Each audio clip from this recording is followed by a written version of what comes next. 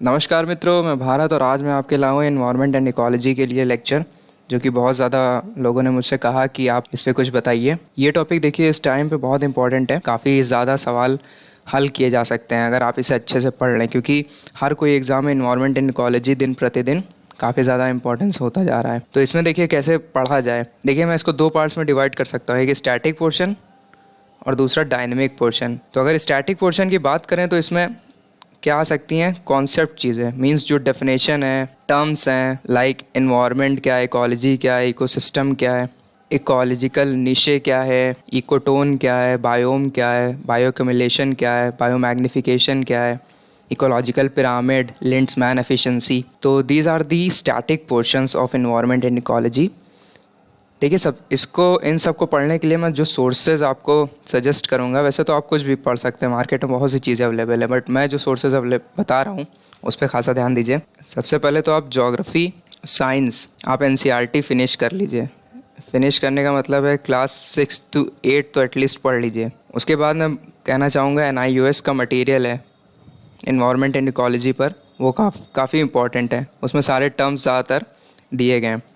तो बस आप एनसीईआरटी पढ़ लिए, एनआईयूएस को ख़त्म कर लीजिए, आपका कॉन्सेप्ट वाला पोर्शन मींस जो स्टैटिक वाला पोर्शन है वो आपका फिनिश हो जाएगा। अब बात करते हैं डायनेमिक पोर्शन। डायनेमिक पोर्शन तैयार करने के लिए पहले देख लीजिए डायनेमिक में है क्या।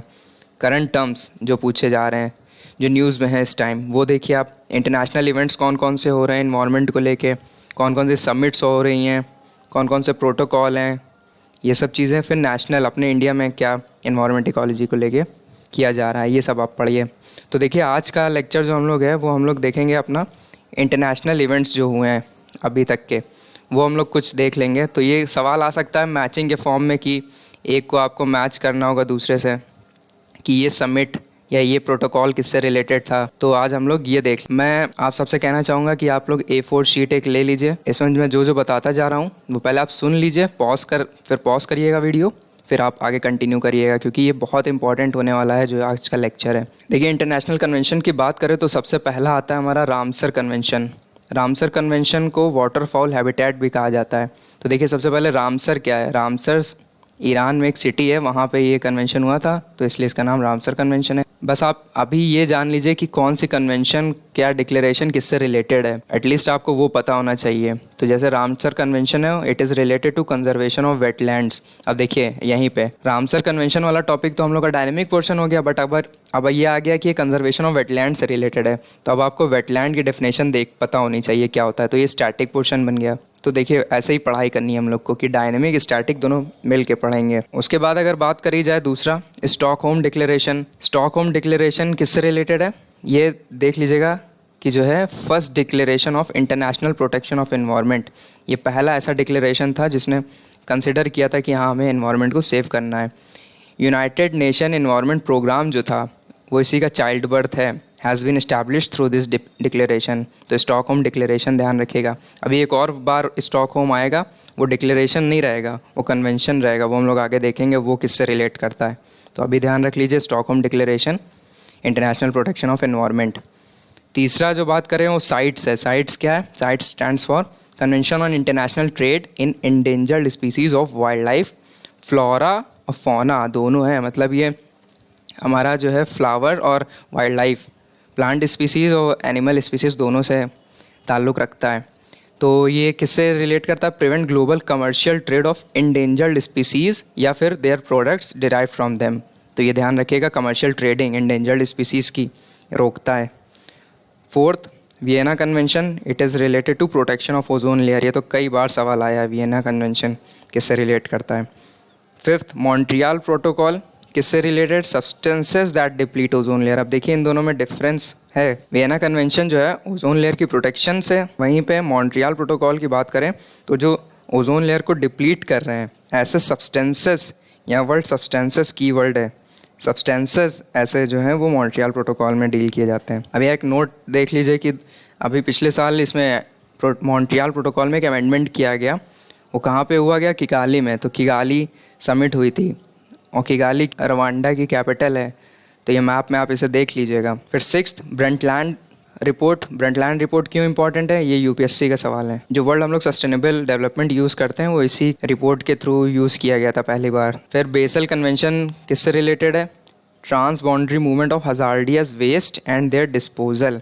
ध्यान रखिएगा इसमें हजार्डियस वेस्ट में रेडियो एक्टिव मटेरियल को इंक्लूड नहीं किया गया है, तो ध्यान रखिएगा। 1992 में एजेंडा 21 लाया गया। एजेंडा 21 या 21 स्टैंड्स फॉर 21st सेंचुरी। तो जो है ये 14 जून 1992 अर्थ समिट हुई थी कहाँ, रियो डी जेनेरियो में। बहुत इंपॉर्टेंट है ये अर्थ समिट, रियो डी जेनेरियो 1992।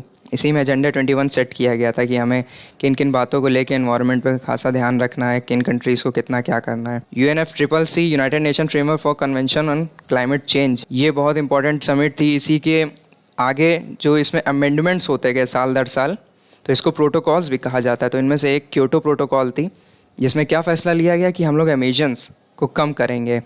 तो इसमें कौन कौन सी गैसेस थी, CO2 भी थी और 5 गैसेस, ग्रीन हाउस गैसेस और कौन सी थी, methane, nitrous oxide, SF6, sulphur hexafluoride, hydrofluorocarbon, पर फ्लोरोकार्बन्स। तो ये ध्यान रखिएगा, 6 गैसेस थी क्योटो प्रोटोकॉल में। ये यूपीएससी का सवाल। क्योटो प्रोटोकॉल में एमिशन ट्रेडिंग एक टर्म लाया गया। इसका मतलब है कि जो कंट्री कम एमिशन रिलीज कर रही है वो क्या करती है, वो ट्रेड कर सकती है, उसे ट्रेड ऑफ कर सकती है जो कंट्री ज़्यादा एमिशन कर रही है। तो ये ध्यान रखिएगा बस कि एमिशन ट्रेडिंग क्योटो प्रोटोकॉल का रिजल्ट था।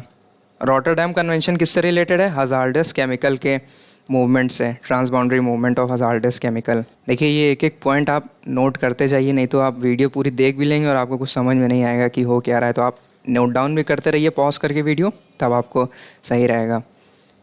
Cartagena protocol on bio safety, ये बहुत इंपॉर्टेंट है। ये किससे डील करता है, safe handling and transport of LMOs। LMOs क्या है यहाँ, लिविंग मॉडिफाइड ऑर्गेनिजम्स। अब ये क्या होता है, ये देखिए इनको जेनेटिकली मॉडिफाइड ऑर्गेनिज्म भी कहते हैं। इसमें जेनेटिकली मॉडिफाइड चीज़ें हो जाएंगी, रोज़ यूज़ करते हैं वो सब चीज़ें। Cartagena protocol on bio safety. Stockholm convention देखिए किससे रिलेट करता है, हमारा POP से। POP क्या है, परसिस्टेंट ऑर्गेनिक पॉल्यूटेंट्स।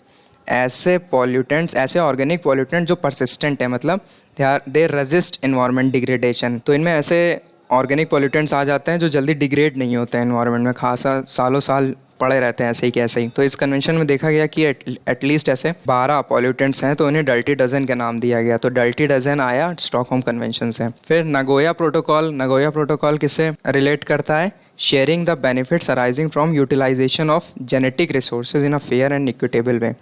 मान लीजिए कोई ट्राइबल एरिया था, वहाँ पे ऐसी कोई ट्री थी जिसका मेडिसिनल वैल्यू था, तो उसमें कंपनी आई और उसका प्रोडक्शन शुरू कर दिया। लेकिन अगर वो अपना जो प्रॉफिट जनरेट कर रहे हैं वो अगर ट्राइबल वेलफेयर में नहीं डिस्ट्रीब्यूट करेंगे तो अनएथिकल हो जाएगा। तो उसी एथिकल अनएथिकल को डील करता नगोया प्रोटोकॉल कि आपको शेयर करना चाहिए in a fair and equitable manner. Minamata convention on mercury, जाहिर सी बात है मरकरी से रिलेटेड करता। मिनामाटा जो है जापानीज सिटी, वहाँ पे ऐसा हो गया था कि मरकरी ज़्यादा अमाउंट में रिलीज़ हो गई थी, एमिशन हो गया था उसका। बिकॉज ऑफ दिस वहाँ पे पीपल ज़्यादा सफ़र किया वहाँ पे लोगों ने, तो ये वहाँ से कन्वेंशन आया है। अब देखिए इंडिया क्या कर रहा है, ये हमारा नेशनल इवेंट्स हो गए। इंडिया में क्या क्या है, इंडिया ने क्या क्या लॉज बनाए हुए हैं वो देख लीजिए। Environment protection act 1986, biological diversity act 2002, national green tribunal 2010, बहुत इंपॉर्टेंट है नेशनल ग्रीन ट्रिब्यूनल, खासा न्यूज़ में भी रहता है। Wild life protection act 1972, coastal regulation zone Shailesh Nayak committee है, इसने कुछ इसमें अमेंडमेंट्स दिए थे। Eco sensitive zones, they also act shock absorbers. फिर कुछ प्रोजेक्ट चलाए गए, अब इनमें देख लीजिएगा क्वेश्चन ऐसे आ सकता है कि कौन कौन से प्रोजेक्ट चलाए गए, कौन से नहीं चलाए गए, तो याद रख लीजिए कौन से चलाए गए। Project tiger, project elephant, project crocodile, project snow leopard. फिर है एक्शन प्लान फॉर वल्चर काफ़ी एक्सटेंट होती जा रही है बिकॉज ऑफ डाइक्लोफेनाक। ये वैक्सीन है जो बोवाइन एनिमल्स को दी जाती है और जब उस पर वल्चर फीड करती हैं तो उनको किडनी में प्रॉब्लम हो जाती है। इंडियन राइनो विजन 2020 लॉन्च किया गया फॉर सेविंग इंडियन राइनोसोरस। ये बहुत इंपॉर्टेंट है, national action plan on climate change. इस पर हम लोग थोड़ा देख लेते हैं कि इसके अंडर में 8 मिशन आते हैं। देखिए national action plan on climate change, 8 plans हैं इसमें इनिशियली, तो देख लेते हैं 8 कौन कौन से हैं। पहला नेशनल सोलर मिशन, दूसरा national mission on enhanced energy efficiency, तीसरा national mission on sustainable habitat, चौथा नेशनल वाटर मिशन, पांचवा national mission on for sustainable agriculture, sixth, national mission on strategic knowledge for climate change. Seventh, national mission for sustaining Himalayan ecosystem. Finally eighth, national mission for a green India. अब देखिए, ये आठों के आठों at least आपको remember होने चाहिए सारे नाम, क्योंकि ये ऑब्जेक्टिव में पूछा गया है कि इनमें से कौन से हैं national action plan for climate change, कौन से नहीं हैं। तो आपको पता होना चाहिए। एक और चीज़ करंट देख लीजिए यहीं पे कि अभी जो है गवर्नमेंट ऑफ इंडिया ने 8 तो इसमें प्लान थे ही, 4 और जोड़ने के लिए इसमें सिफारिश की गई हैं। लिख लीजिए कहीं पे। पहला, विंड एनर्जी। दूसरा, ह्यूमन हेल्थ को भी कंसिडर किया जाएगा। तीसरा, कोस्टल रिसोर्सेज जो हमारे हैं उनको कंसिडर किया जाएगा। फाइनली चौथा, वेस्ट टू एनर्जी भी अब आएगा इसमें। तो अगर क्वेश्चन आ जाए कि modified national action plan on climate change कितने हैं, तो 8 + 4 दैट मीन्स 12 हो गए हैं अब वो। तो ये ध्यान रखिएगा। इनिशियली 8 थे, लेकिन 4 अब और जोड़ने का रिकमेंडेशन हुआ है। आप सभी इन्वायरमेंट इकोलॉजी को पढ़िए, ज़्यादा ऐसा मुश्किल नहीं है, आराम से हो सकता है। और जो भी कोई अगर दिक्कत आए तो आप मुझे इस नंबर पर कॉन्टैक्ट करिए, आपकी सारी क्वेरीज़ का हल हो जाएगा। नंबर व्हाट्सएप पे है, आप इस पर कॉन्टैक्ट कर सकते हैं। Thank you friends, have a great day.